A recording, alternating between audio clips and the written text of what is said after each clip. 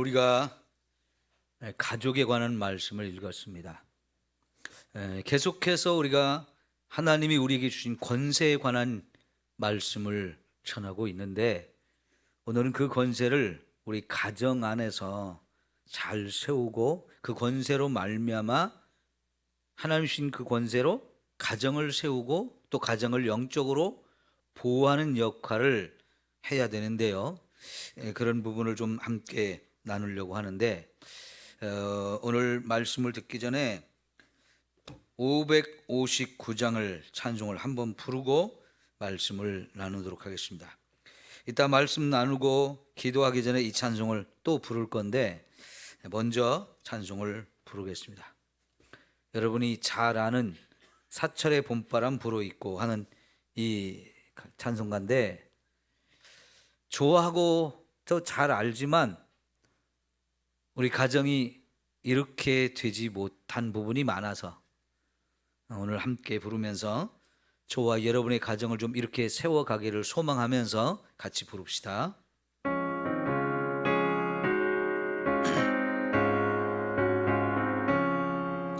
사철의 봄바람 불어있고 하나님 아버지 모셨으니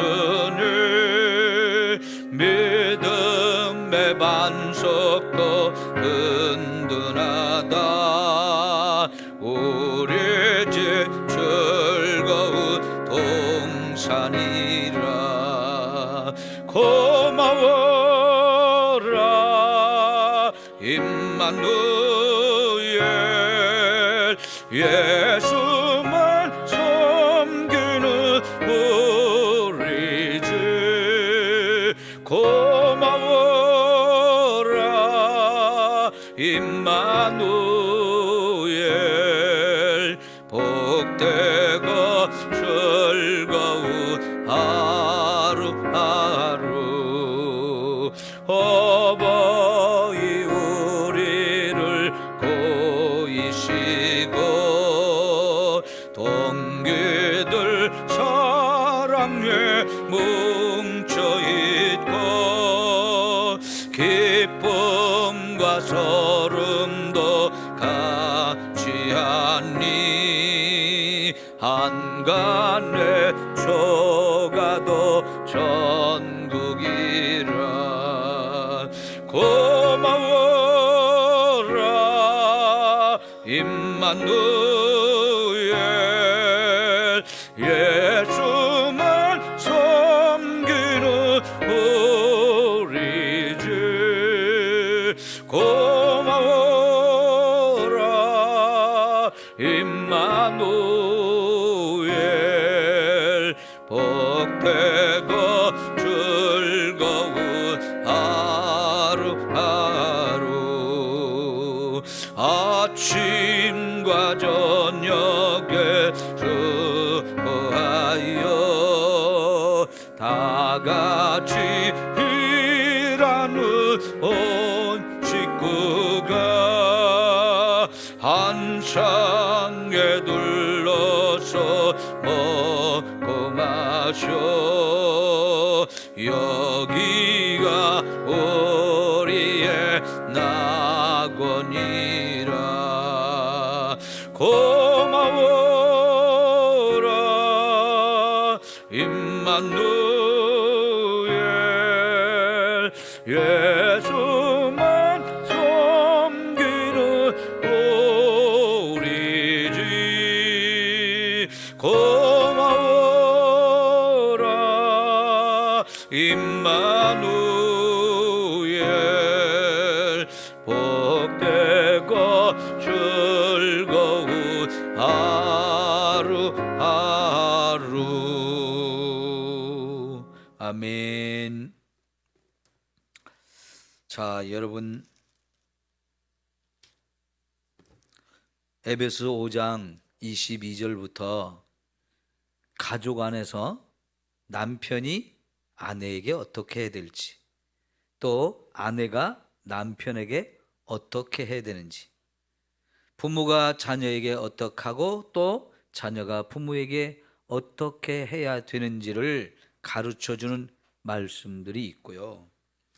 6장 5절부터는 이것을 더 확대시켜서 종이 상전을 어떻게 대해야 되는지, 또 상전은 그 종들을 어떻게 대해야 하는지 여기까지 확대를 시켜서 말씀을 하는데, 6장 5절부터 그 밑에 부분 종과 상전에 관한 부분은요, 오늘날 저와 여러분의 직장 생활도 여기에 그대로 적용이 되어지는 거예요.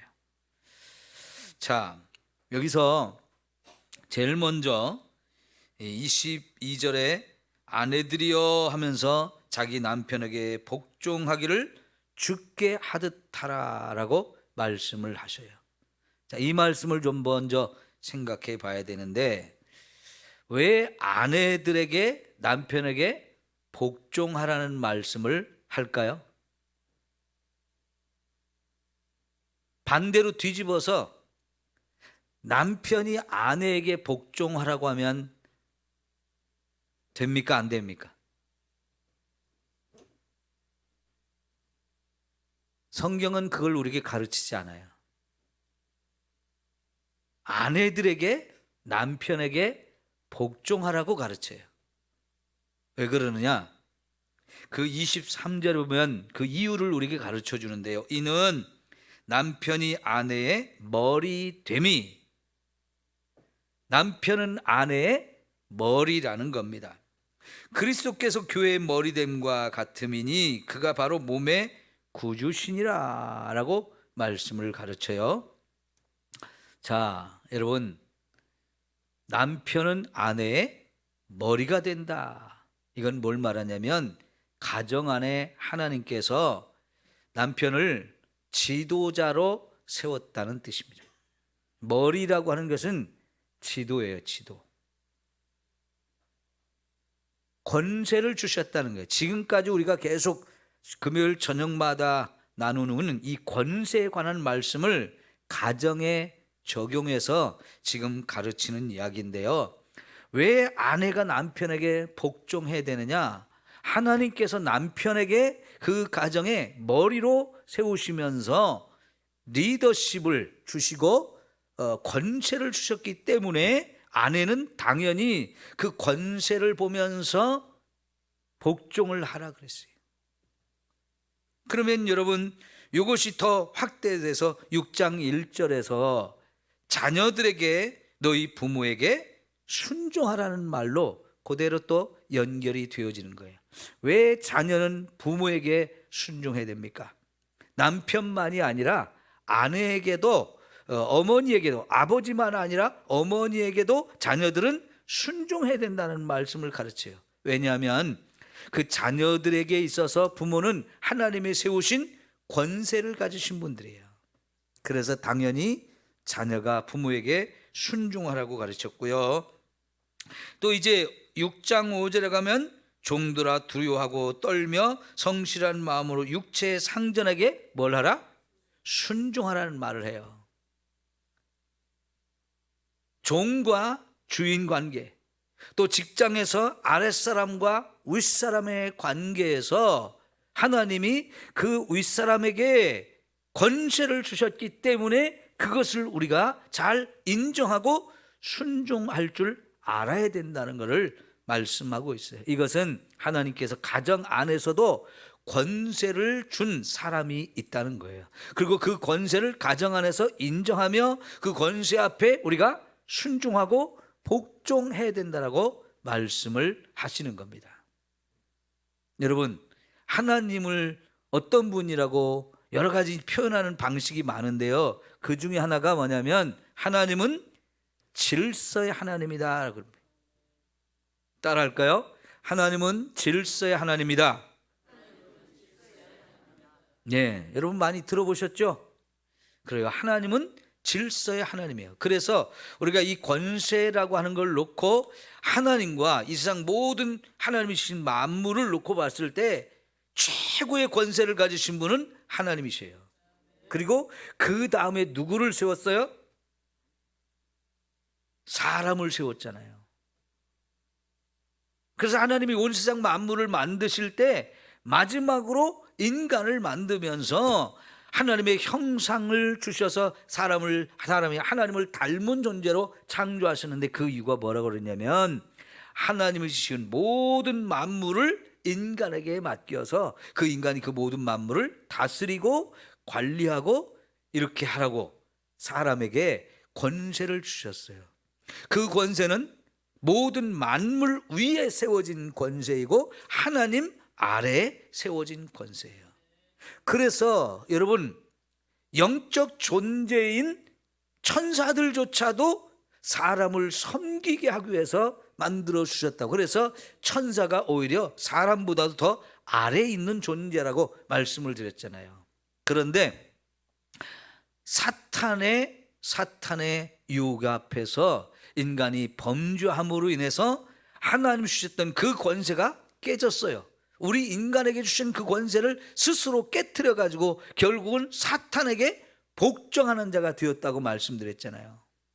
그 많은 사람들이 지금도 사탄의 종 노릇을 하는 이유는 아담과 하와가 범죄한 이후에 하나님 주셨던 이 권세를 빼앗겼기 때문이고요. 때로는 여러분, 사자를 보면서 우리가 두려워하는 이유가 뭐겠어요?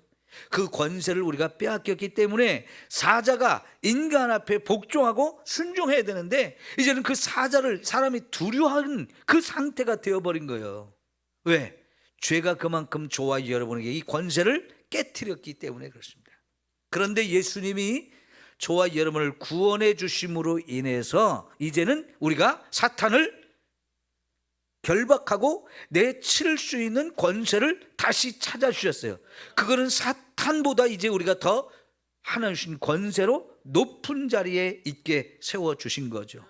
그래서 우리가 사탄을 두려워하지 않고 얼마든지 예수의 이름으로 쫓아낼 수 있게 된 거죠. 그러니까 사탄과의 관계만 그런 게 아니고 이 세상 모든 만물과의 관계 속에서도 이제 구원받은 저와 여러분은 그 모든 만물을 다스리고 관리할 수 있는 그 위치로 하나님이 세워주셨어요. 그런데 여러분, 하나님 주신 그 권세를 우리가 내게 이 권세가 있다는 걸 알고 그걸 잘 사용해야 되는데, 이걸 잘못 사용하면 어떻게 되겠습니까?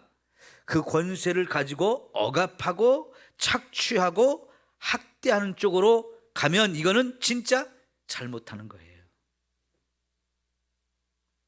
또 하나, 하나님이 저와 여러분에게 권세를 주셨는데도 불구하고 그 권세를 가지고 제대로 그 역할을 하지 못하면 그것도 잘못하는 거예요. 권세를 주셨다는 것은요, 책임도 따라오는 거거든요. 권세를 주셨다는 것은 사명이 있는 거예요.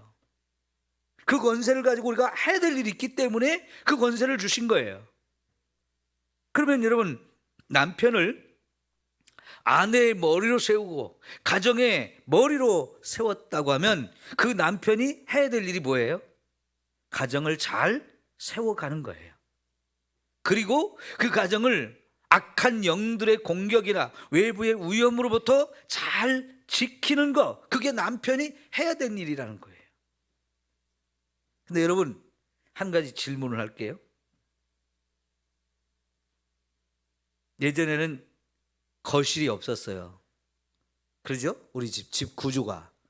그래서 집안에 이렇게 이제 안방으로 쑥 들어갑니다. 안방으로 사람이 들어가면 아버지들이 어디에 앉았었나요? 네? 아랫목이라고 하죠? 제일 따뜻한 자리. 왜 거기에 남편이, 아버지가 앉아야 돼요? 어른이니까. 맞습니다. 그런데 제가 언제 누구한테 들었는데, 그게 우리가 옛날에 농사를 짓기 전에 사냥을 해서 먹고 살 때부터 그게 생겼다는 거예요. 그런 전통이. 근데 왜 남편, 아버지가 아랫목에 앉느냐? 그 이유가 있다는 거예요. 보통 여러분 아랫목이라고 하는데 그 윗자리라고 하는 자리, 그 자리에 앉으면 출입구가 잘 보여요. 출입문이. 그죠? 그래서 그 자리에 남편, 아버지가 딱 자리를 앉고 있다가 저 출입문에 적이 들어오면 제일 먼저 나가서 공격을 할 수 있도록 그 자리에 앉아야 된다는 거예요. 옛날에 사냥을 해서 먹고 살 때는 사람들이 다 각자 무기를 가져야 되고 그 무기를 잘 사용해야 가서 또 사냥을 해갖고 와서 내 가족 식구들을 먹여 살릴 수 있잖아요. 근데 그 일을 남자들이 했단 말이죠. 아버지가 그 일을 제일 앞장서서 했단 말이죠. 근데 너나 없이 이렇게 다 사냥을 잘 하는데 짐승만 사냥하면 좋은데 인간은요, 사람하고도 싸우는 걸 많이 해요. 내가 못 잡으면 남에게 잡은 걸 뺏어 오기도 해요. 그러니까 주변에 적들이 자꾸 생기는 거예요. 근데 그 적들이 혹은 사나운 짐승이 우리 집으로 이렇게 들어오면 제일 먼저 보고 그걸 제일 먼저 가서 막아서 우리 가족을 보호하기 위해서는 출입문이 잘 보이는 데 앉아야 된다는 거예요. 그래서 남편이, 아버지가 그 아랫목에 딱 앉아야 된다는 거예요. 맞는 얘기 같지 않아요? 예? 예.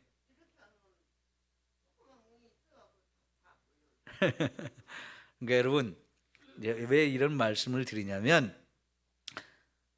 남편이다, 아버지다, 하나님이 그 권세를 주셔서 머리로 세웠으면 그 머리가 해야 되는 역할이 있고 그 일을 해야 되는, 그 자리에서 해야 되는 사명이 있는 거예요. 그럼 그 일을 잘 감당하면 그 가정이 편안한 것이고요, 모두가 행복하게 사는데 그 역할을 내려놓고 나는 이거 잘 못해, 난 능력이 없어, 그러면 어떻게 되겠어요? 그 남편, 아버지의 역할을 누가 해야 돼요? 아내가 해야 돼요. 그 얘기는 뭐냐면 어떻든 간에 그 가정에는 누군가 그 가정을 이끌고 가는 책임을 지는 리더가 있어야 된다는 거예요. 지도자가 있어야 된다는 거예요. 그게 남편일 수도 있고 아내가 될 수도 있는데 하나님은 남편을 그 자리에 세워주시고 권세를 주셨기 때문에 아내가 순종하고 자녀들이 순종하고 종이 순종하는 이거를 해야 된다 말씀이죠. 하나님이 질서의 하나님으로서 천지 창조할 때부터 하나님, 사람, 그리고 하나님 주신 모든 만물이 그 아래에 있게 하신 것처럼 질서를 세우셨듯이 세상은 그런 질서를 따라서 운영이 되게 하셨어요. 하나님께서 세상을 만드시고 나서 또 만드신 것이 가정이에요. 가정은 하나님이 만들었어요. 그러면서 그 가정이 이제 아내가, 남편이 함께 만나서 가정을 이루게 되어질 때 거기서 또 자녀들이 생산이 되어서 자녀들이 번성해지는데, 그럴 때 그 가정에도 질서가 있어야 된다는 거죠. 그래서 아버지를 권세를 줘가지고 세워서 그 권세만 에헴 하고 부리는 게 아니고 그 권세에 따른 책임감, 그 권세에 따른 사명, 이걸 가지고 그 가정을 먹여 살리고 행복하게 만들어주는 이 역할을 해야 되고 울타리 역할을 해서 보호하고 지켜야 된다는 거죠. 그 권위를 가정에서 아내부터 순종하면서 세우면 자녀들은 당연히 그 권세 아래 순종하게 되는 거죠. 그 밑에 종들이 있으면 또 주인에게 복종하게 되어지는 거고요. 그래서 여러분, 하나님께서 가정에 질서를 세우셨는데 그 질서는 권위를 줘가지고 하나님이 세웠다는 걸 우리가 인정해야 되고요. 그 권위 앞에 우리가 복종하고 순종하는 것, 그래야 그 가정이 세워질 수 있다 하는 거예요. 여러분, 우리나라는 그래서요, 가장의 권위를 굉장히 중요하게 여겼어요. 예전에는 일찍 결혼을 시키면서 남자보다도 여자가 나이를 더 많이 먹은 사람들을 며느리로 들어오고 아내를 맡게 했어요. 그러죠? 그런데 나이를 더 먹은 그런 부인이 나이가 어린 남편에게 어떻게 해요? 복종하게 했어요. 그 옛날에 저 어렸을 때 그 영화 중에 하나가 꼬마 신랑이라는 영화가 있었죠. 여러분도 많이 기억하시죠? 꼬마 신랑이 왜 꼬마 신랑입니까? 아내보다도 훨씬 어린 그 남편, 이제 막 꼬마인데 결혼을 시켜가지고 그런 철이 없는 이런 남편을 위해서 더 나이를 먹은 아내를 짝을 지어서 이렇게 세워졌단 말이죠. 그런데 그 아내가 그 꼬마 신랑을 자꾸 세워주잖아요.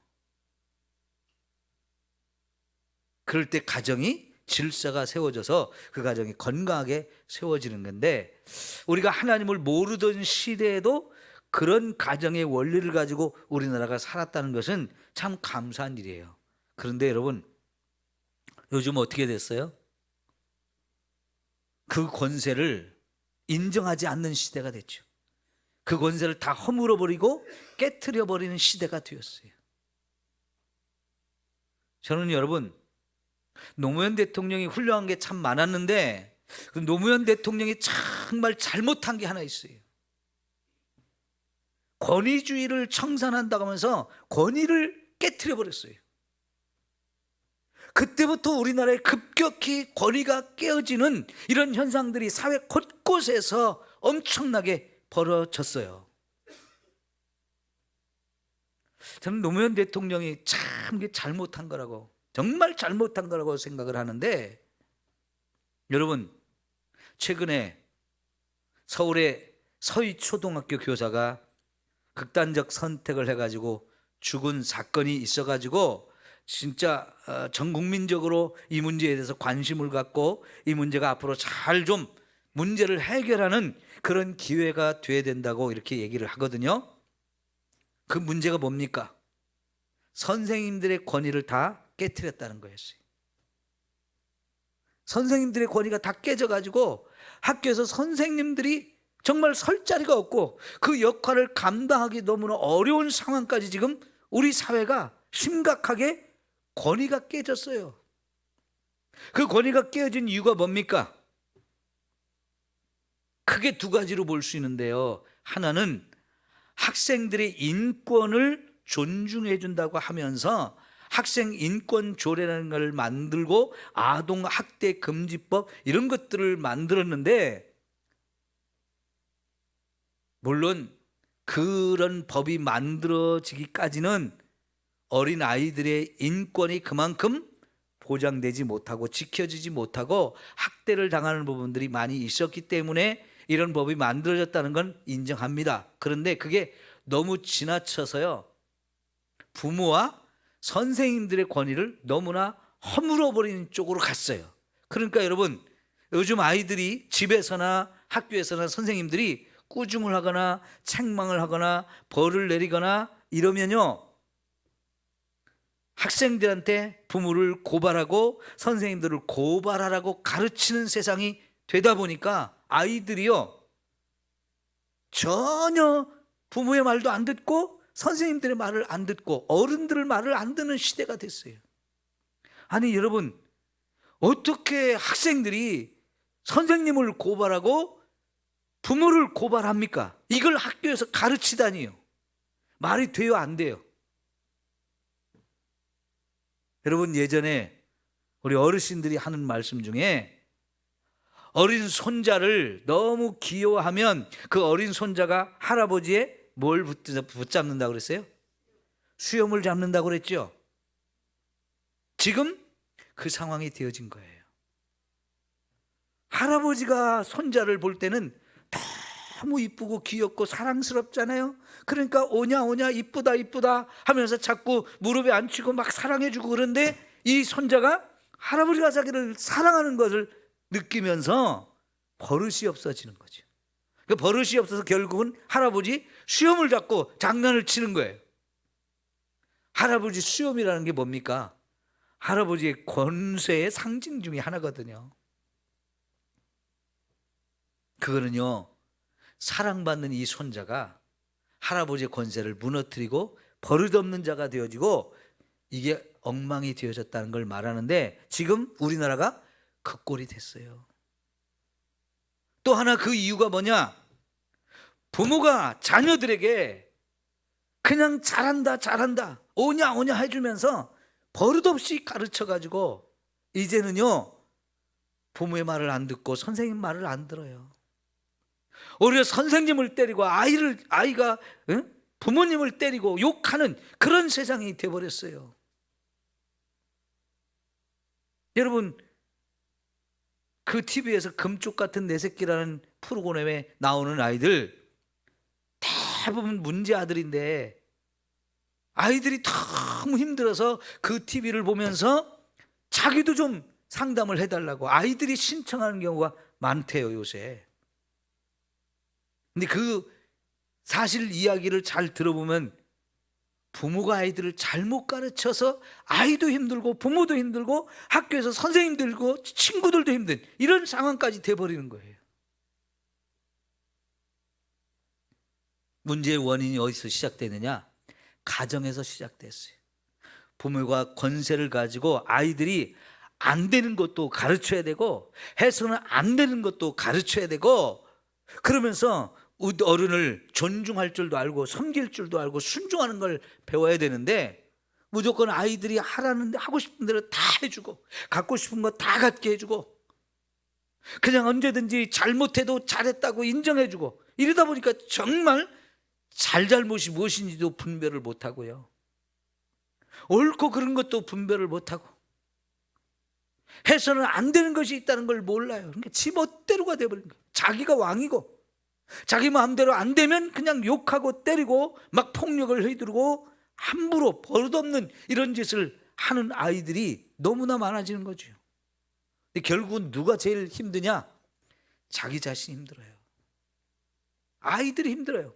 그 아이들이 힘들어서 견디다 못해서 TV에서 그 오은현 선생이 많은 아이들을 변화시키고 가정을 변화시키는 일을 보면서 아이들이 직접 나 좀 살려달라고 신청을 한대잖아요. 그러나 그런 아이들은 다행이에요. 그런 아이들은 그래도 거기서 상담을 받으면서 변화되고 가정이 새로워지는 이런 걸 경험들 하기 때문에 그 애들은 괜찮은 아이들인데요, 그러지 못한 아이들이 지금 세상에 너무나 많아요. 이게 다 뭐 때문에 그렇습니까? 권위가 깨져서 그래요. 권위가. 여러분, 그래서 지금 전국적으로 많은 부모들이 학생 인권 조례를 완전히 폐지해야 된다는 운동을 합니다. 필요한 부분도, 그 학생 인권 조례가 필요한 부분도 있지만 너무나 잘못된 부분들이 많아서 부모들이 이걸 폐지 운동을 자꾸 해요. 이건 반드시 폐지돼야 되는데, 이번에 그 사건이 있고 나서 서울시 교육감 조희연 씨가 학생 인권 조례는 폐지 못한다고 또 큰 소리를 치거든요. 자기가 그런 문제를 일으킨 장본인인데 사과는 한다고 하면서 그 문제의 원인이 자기에게 있다는 것을 인정을 안 하는 거예요. 여러분, 학생 인권 조례 누가 만들었습니까? 진보 교육감들이 만들었어요. 그 진보 교육감들 자기들의 힘만으로 됩니까? 전교조들이 앞장서서 그 일을 만들었어요. 그러면서 학교 현장을 완전히 엉망으로 만들어버린 거예요. 그래서 이제 이런 일을 경험하고 나서 이제야 그럼 선생님들의 교권도 인정해줘야 된다, 선생님들의 교권을 세워야 된다, 이걸 지금 다시 그런 법을 만들자고 호들갑을 떨고 있는데, 이게 참 엄청난 상황이 벌어지고 나서야 이렇게 되는 거예요. 너무나 안타까워요. 그러면 선생님 인권을 세우려면 또 어떻게 해야 되겠어요? 부모들이 선생님의 권위를 세워줘야 이게 되는 거거든요. 그리고 부모의 권위가 세워져서 가정에서 아이들을 바르게 양육해야 그 아이가 학교에 가서도 제대로 할 거 아니겠습니까? 오늘 여러분, 우리 가정에서 이 아버지의 권위, 남편의 권위를 제대로 세워야 합니다. 하나님은 질서의 하나님으로서 가정의 남편과 그 아버지를 권위자로 머리로 세웠다는 거예요. 그럼 여러분, 우리 몸을 생각해 보세요. 우리 몸이라는 게 수많은 지체가 있습니다. 지체가 다 역할이 있어요. 이 역할들을 서로 하는데 결국은 머리에서 명령을 내리죠. 손이 움직여야 된다, 발이 움직여야 된다, 숨을 쉬어야 된다, 밥을 먹어야 된다. 우리 몸에 수많은 지체들인데 이 모든 지체를 움직이는 게 결국은 머리에서 모든 명령을 내려가지고 이렇게 되어지는 거예요. 여러분, 그래서 머리가 가장 중요하잖아요. 그러니까 하나님이 우리 인간의 몸을 만드실 때도 이 머리를 감싸고 있는 뼈 가장 단단하게 만들어서요, 내려가는 것이 정말 두부처럼 연하고 부드럽고 그런 곳인데, 그거를 이 단단한, 가장 단단한 이 머리뼈를 통해서 보호를 하게 만드셨단 말이죠. 그만큼 중요하기 때문에 그래요. 여러분, 우리가 이 목을 자유롭게 움직일 수 있는 것도 머리를 보호하기 위한 하나님의 안전장치예요. 그 머리가, 우리가 어떤 공격 물체가 오면 손이 막든지 몸을 피하든지 뭐 이러면서 머리를 보호를 해야 되거든요. 하나님이 이 머리를 보호하는 안전장치를 여러 겹으로 여러 겹으로 정말 다양하게 만들어 놓으셨어요. 그래서 머리를 보호합니다. 이 머리가 제대로 작동되어질 때 온 몸이 제 기능을 발휘하는데, 그 제 기능을 발휘하는 걸 한번 보십시오. 우리가 음식을 입으로 먹잖아요. 음식을 먹을 때 입만 즐거우라고 먹나요? 입이 음식을 먹는 이유가 뭐예요? 입도 즐거워하면서 먹는 거지만은 결국은 그 음식을 먹는 이유가 온 몸에 필요한 에너지를 얻기 위해서 그렇단 말이죠. 그러니까 여러분, 입은 우리가 음식을 먹으면서 자기도 즐겁지만 그 즐거움을 통해서 또 다른 우리 몸의 모든 이 신체에, 다른 지체에 다 에너지를 공급해주는 기가 막힌 역할을 해요. 손이 여러분 하는 일이 참 많은데 이 하는 일들이 다 손이 좋자고 하는 겁니까?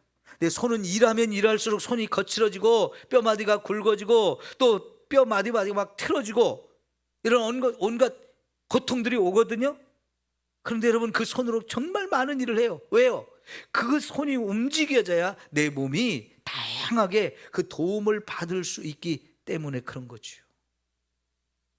우리 몸이 각자의 위치가 있고 역할이 있고 그 하는 일을 통해 서로 섬기는 역할을 한단 말이죠. 가정이 마찬가지예요. 가정에 아버지가 있고 어머니가 있고 자녀들이 있을 때 모두가 동등한 존재입니다. 다 같은 가치가 있고 같이 존중받아야 존재이지만 그 중에 하나님이 리더십을 세워서 머리로 세우고 그리고 각자 위치에서 각자의 역할을 하면서 서로 섬기며 사랑하는 그 일을 하게 하셔요. 그래서 온몸이 평안하고 가정이 평안하고 이렇게 하나님이 저와 여러분을 살게 하셨어요. 그래서 여러분, 여기 5장 22절부터 27절까지를 보면 아내와 남편의 관계를 얘기하면서 그리스도와 교회도 얘기하고 또 그러면서 동시에 저와 여러분의 이 몸에 대해서 말을 하므로 몸에는 머리가 있고 각각의 지체가 있다고 말하고요. 교회라는 것도 그리스도가 머리가 되어지고 그 교회 안에 많은 성도들이 있는데 그 성도들이 그리스도에게 복종하고, 그런데 그 남편은 아내를 사랑하고 그리스도께서 교회를 사랑해서 자기 몸을 주듯이 남편도 아내를 그렇게 사랑해서 자기 몸을 돌보듯이 아내를 돌봐야 이게 되어진다고.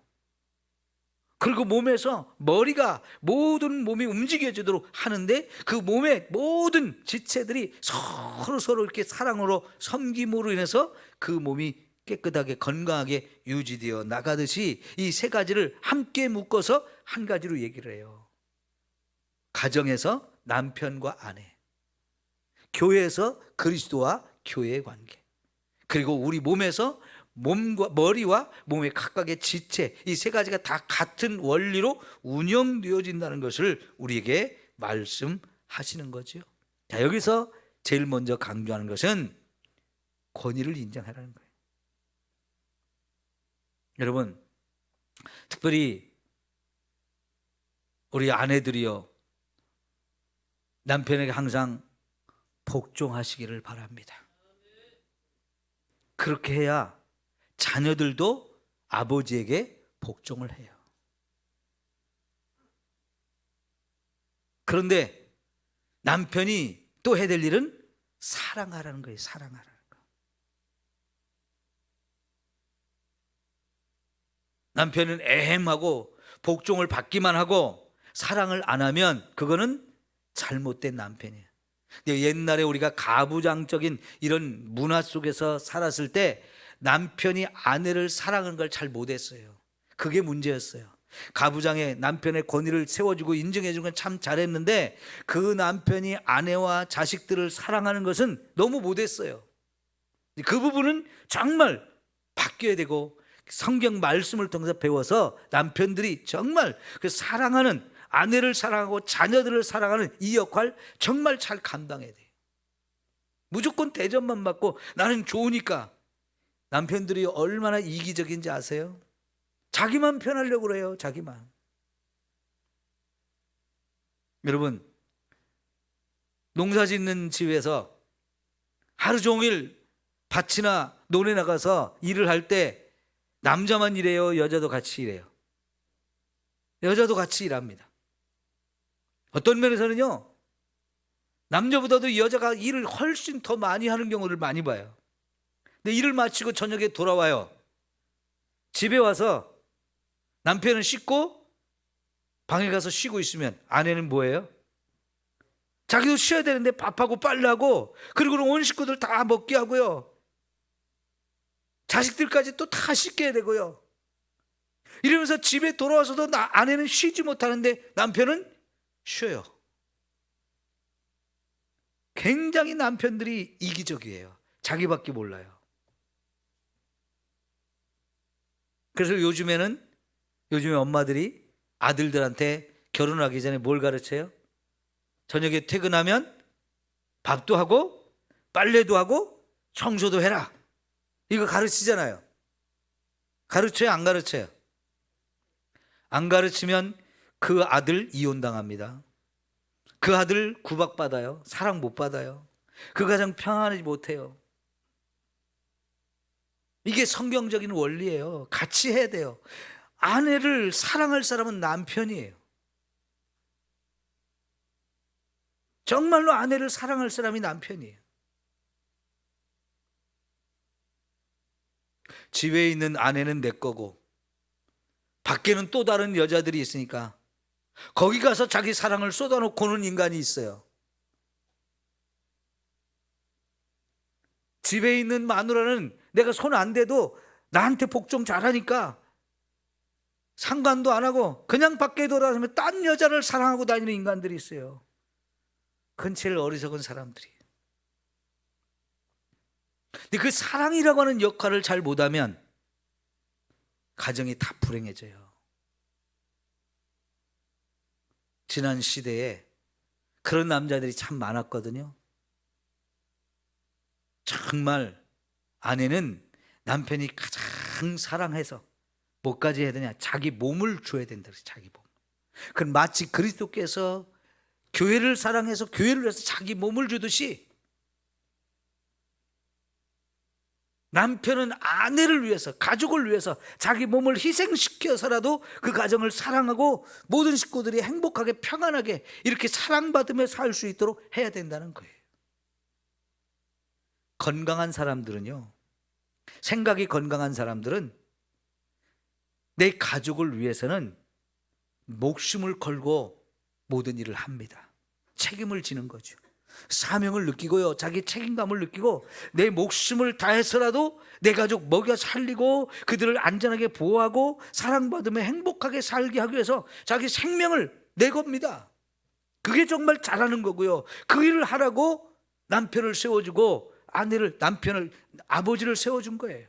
근데 건강한 생각을 가진 사람들은 실제로 그렇게 하죠.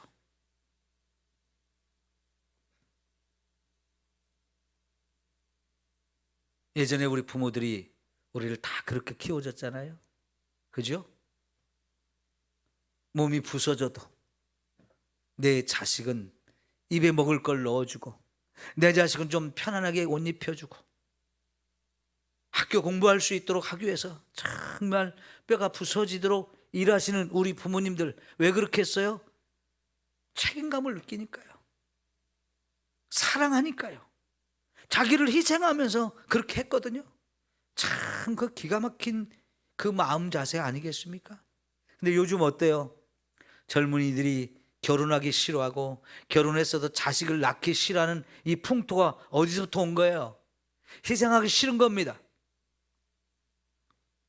왜 내가 희생해야 되는 거예요? 결혼해가지고 왜 아내에게 자꾸만 내 모든 걸 줘야 되고, 남편에게 복종해야 되고, 이런 거 싫다는 거예요. 나 편하게 살고 싶다는 거예요. 자식을 낳아서 그 기르는 거 너무 힘들어서 싫다는 거예요. 이거는요, 하나님이 우리 세상을 만드신 창조의 원리에 맞지 않는 거예요. 그런데 여러분, 그렇게 결혼 안 하고 자식을 안 낳은 사람들이 세월이 가면 다 후회하잖아요. 인간이라는 게 혼자 살 수는 없거든요. 혼자 살아보니까 너무 외롭고 너무 힘들어요. 근데 여러분, 나이 들면 그래도 옆에 등 긁어줄 수 있는 사람이 있어야 된다고 보통 얘기하잖아요. 등 긁는 거, 그것 때문에 아내가 필요하고 남편이 필요합니까? 요새는 등 긁는 거 좋아요. 예? 그냥 옥수수 때 다 뜯어먹고 그거 말려서 막대기 꽂아서 등 긁으면 시원해요. 여러분, 요새 옥수수철이죠? 옛날 시골에서는 그 옥수수 다 뜯어먹고 그 비쩍 마른 거 뒀다가 막대기 꼬챙이 찍어가지고 등 긁으면 얼마나 시원한지. 등 긁어줄 사람이 필요하다는 거는 같이 살 사람이 필요한 거예요. 외로우니까요. 힘드니까요. 연세 드시면서 이제 남편이나 아내가 먼저 간 사람들 정말 보면 혼자 너무 힘들게 살잖아요. 밥 먹는 것도 맛이 없고, 하루 종일 같이 대화할 사람도 없고, 너무너무 사는 게 외로워서 힘드셔요. 같이 살 사람이 있다는 게 얼마나 좋은데요. 그런데 여러분, 자식을 낳고 막 희생하면서 힘들게 어렵게 고생하면서 자식을 기르는데, 그게 고생만 있는 게 아니고 그 자식을 통해서 엄청난 행복을 또 느끼잖아요. 그리고 나이 먹었을 때 자식들이 있는 사람과 없는 사람하고 큰 차이가 있는데, 그 자식들이 부모에게 잘 순종하니까 나이 먹어서 정말 힘드는데 자식들이 얼마나 부모를 또 섬기느라고 애써요. 그 힘을 우리가 힘입어서 또 사는 거잖아요. 하나님이요, 세상을 만들 때 가정을 만드시고 그 가정 안에 질서를 세웠을 때 서로가 필요하기 때문에 그렇게 만드신 거예요. 그래서 나이를 먹어가면서 짝을 자꾸만 찾고 싶어 하잖아요. 사랑의 대상을 자꾸 찾잖아요. 그 짝을 만났을 때, 저 사람하고 같이 살고 싶다, 그런 마음이 드는 게 지극히 정상이잖아요. 근데 요새는 그 가정들이 너무나 많이 허물어지고 가정이 너무나 문제가 많다 보니까 그런 걸 보고 자라면서, 아우, 나 저런 거 꼴 보기 싫어, 저런 고생하기 싫어, 그러면서 결혼도 안 하려고 하고 자식도 안 낳으려고 하는, 이게 엄청 이기적이고 하나님 창조 원리에 어긋나는 거예요. 여러분, 우리 정말 가정을 잘 세워야 되는데 그 출발이 권위를 인정하는 거예요. 그 권위를 누가 세웠느냐? 하나님이 세우셨기 때문에.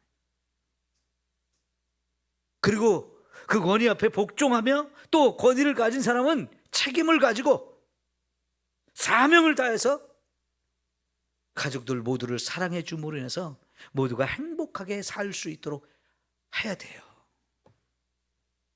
그럴 때 여러분, 아까 우리가 찬송가 불렀던 것처럼 사찰에 봄바람이 부는 그런 가정이 되어져요. 그렇게 하나님이 세우신 권위를 인정하고 거기에 복종하고 또 그렇게 그리스도께서 교회를 위해서 자기 몸을 내어주고 사랑하듯이 가족을 사랑하는 사람, 그 안에 하나님이 계신 거예요. 그래서 고마워라 임마누엘, 임마누엘이 고맙다는 거죠. 하나님이 우리 가정 안에 있어 주시는 것이, 하나님을 모시고 사는 것이 참 고맙다는 거죠. 그래서 모두가 행복할 수 있고 모두가 복을 누리며 살 수 있는 그런 아름다운 가정이 되어지는 거거든요. 여러분, 정말 이런 가정을 저와 여러분이 세울 수 있기를 축원합니다. 그러기 위해서는요, 저와 여러분이 서로 위치가 있어요. 남편의 위치가 있고 아내의 위치가 있고 부모의 위치가 있고 자녀의 위치가 있어요. 그 위치에서 우리 각자에 주어진 역할이 있어요. 그 역할을 하면서 그 역할을 통해서 서로를 섬기고 서로 사랑하는, 이게 필요한 거예요. 근데 그 일을 하려면 반드시 내가 희생을 해야 돼요.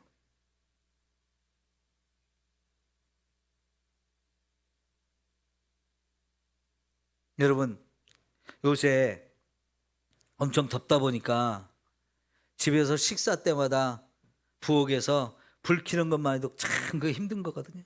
그러죠?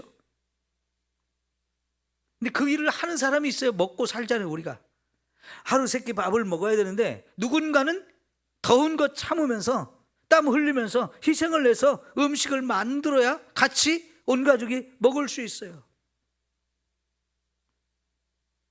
그걸 남편이 할 수도 있고 아내가 할 수도 있는 거고요. 때로는 자식이 할 수 있는 거고 부모가 하기도 하는 거예요. 때를 따라서 그게 역할들을 해야 되는데 그 일을 하려면 희생을 해야 돼요. 먹고 나면 또 설거지를 해야 되잖아요. 맨날 하는 사람만 하면 불평이 생겨요. 남편이 밥을 했으면 아내가 설거지하고 아내가 밥을 했으면 또 남편이 설거지하고 같이 해야 되는 거 아니에요? 집안에 또 청소도 또 해야 돼요. 빨래도 해야 돼요. 돈을 벌어와가지고 이거 내 돈이야. 요새 참 세상이요 이상해져가지고 남편이 번 돈 남편이 혼자 관리하고 아내가 번 돈 아내가 혼자 관리하면서 주머니 따로따로 차고 거기에 이제 또 부부가 됐으니까 자식도 키워야 되니까 공동경비 딱 내가지고 이렇게 하면서 각자 주머니 챙기고 사는 그런 이상한 시대가 되기도 했어요. 아니 둘이 한 몸인데 돈은 왜 따로따로예요? 그러면 안 되잖아요. 그죠?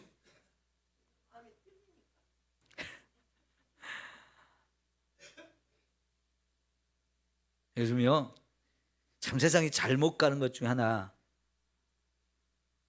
부부가 다 일터로 가는 거예요.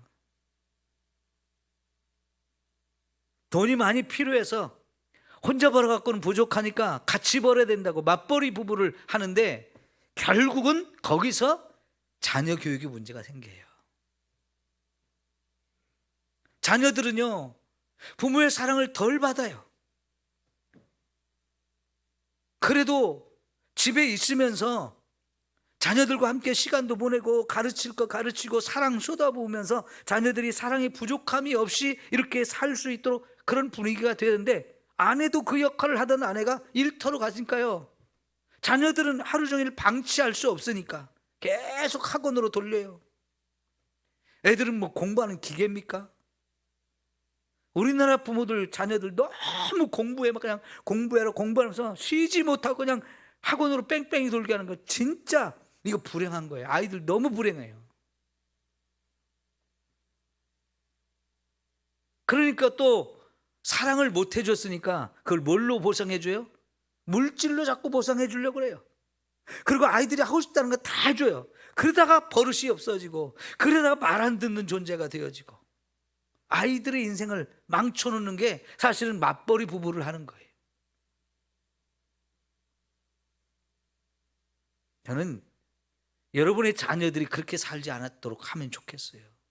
돈을 좀 덜 벌어도 덜 쓰면 되잖아요.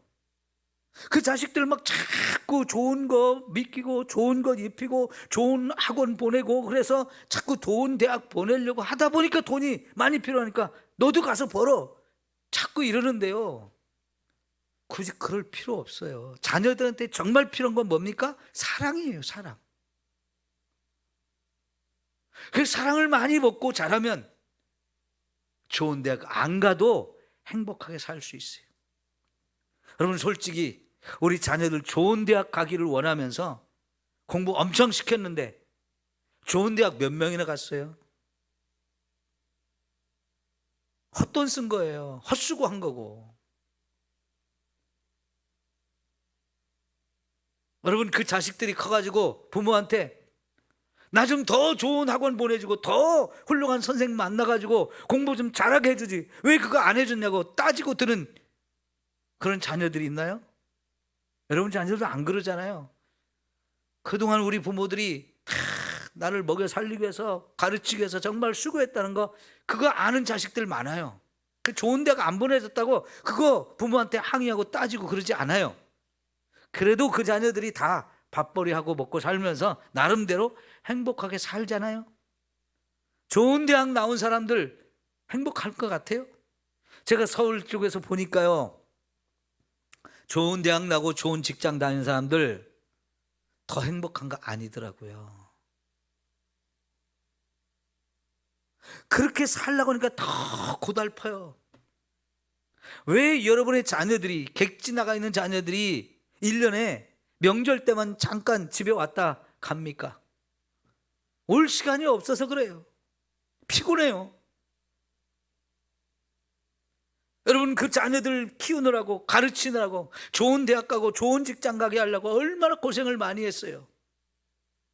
그 자녀들이 그만큼 행복한가요? 남들보다 더 행복한 건 아니에요. 근데 누가 제일 행복하냐?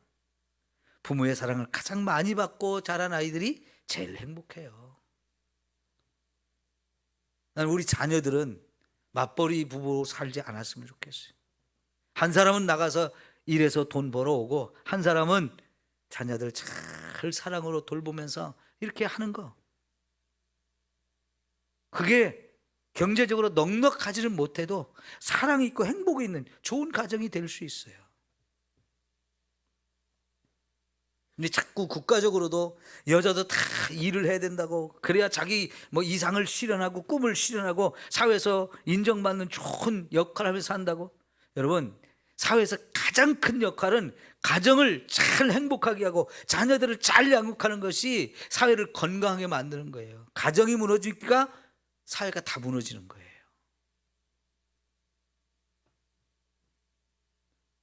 밖에 나가서 성공 안 하면 어때요? 좋은 직장에서 계속 고속 승진 안 하면 어때요? 그게 인정받는 건 아니잖아요. 그까짓 거 인정받아봐야 별거 없어요. 때가 되면 다 은퇴해야 되잖아요. 근데 은퇴한 사람 보세요. 사장님 하다가 은퇴한 사람이나 장군 하다가 은퇴한 사람이나 시장님 하다가 은퇴한 사람이나 은퇴하면 똑같잖아요. 갈 데가 없고 할 일이 없어서 경로당에 모여서 고스톱이나 치고 똑같아요. 그죠? 별거 없습니다, 인생이. 그래도 자식들이 잘 커서 부모의 사랑 알고 은혜 보답할 줄 알고 자기들 가족 행복하게 이루며 사는 그런 모습이 가장 서로가 행복한 그런 가정이 되는데 하나님이 그 원리를 우리에게 가르쳐 주셨어요. 영적인 질서, 하나님이 세우신 질서를 따라서 그 가정이 존중하고 사랑하고 섬기며 사는 것, 이게 가정의 가장 행복한 모습이거든요. 여러분 오늘 이런 부분을 위해서 우리 기도합시다. 우리 가정을 위해서 기도하는데요, 남편은 남편으로서 그 역할을 잘 못한 부분에 있으면 오늘 하나님 앞에 회개하면서 남은 시간이라도 그 역할을 하나님 주신 사명 잘 감당할 수 있도록 기도해야 되고요. 아내도 그 역할 잘 생각해 보면서 내가 부족한 것, 잘못한 거 회개하면서 그걸 바로잡는 시간들이 필요해요. 이거 바로잡는 시간 얼마든지 우리가 새롭게 할 수 있어요. 말씀을 통해서 우리 가정을 바로 세워가는 이런 역할을 우리가 해야 돼요. 부모로서, 자녀로서 우리 각자에서 그 역할을 감당해야 될 거 잘해야 우리 가정이 제대로 세워지는데, 우리가 그 못한 거 있으면 회개하시고 회개하면서 우리가 달라져야 돼요.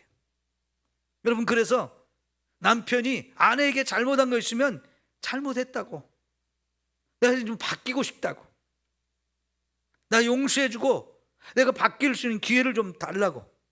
아내도 마찬가지고요. 부모로서 자녀들한테도 그 역할을 해야 되고 그 일을 해야 되고요.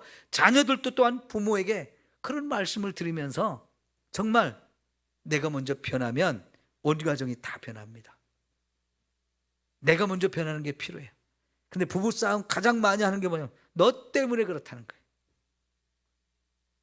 나의 문제는 보지 못하고 네 문제 때문에, 너 때문에 내 인생이 망쳤고 네가 잘못해서 우리 가정 지금 다 힘들다는 거예요. 이런 싸움을 많이 하거든요. 그거 100번 싸워도요 하나도 문제 해결되는 게 없습니다. 점점 더 심각해지고 더 상처 많이 주고요, 가정 깨집니다. 그런 거 하지 말고요, 하나님 앞에 내가 문제가 있는 거를 발견해서 나부터 회개하고 나부터 변화되고, 그래서 내가 변화되고 싶고 잘못하고 있는 거를 고백하면서 나 용서해달라고, 그러면서 내가 이제 변하겠다고 기회를 달라고 하면서 서로 노력할 때 한 사람이 그렇게 하면 반응이 똑같이 와요. 나도 잘못했다고, 사실은 나도 문제라고, 같이 노력하자고 하면서 같이 변화가 오는 거잖아요. 거기에 가정이 회복되어지고 가정이 치유되고 우리가 가정에서 많은 상처를 받은 게 있는데요, 그게 다 싸매어지고 회복될 수 있어요. 부모와 자녀에도 이 관계가 회복되어질 부분이 너무나 많아요.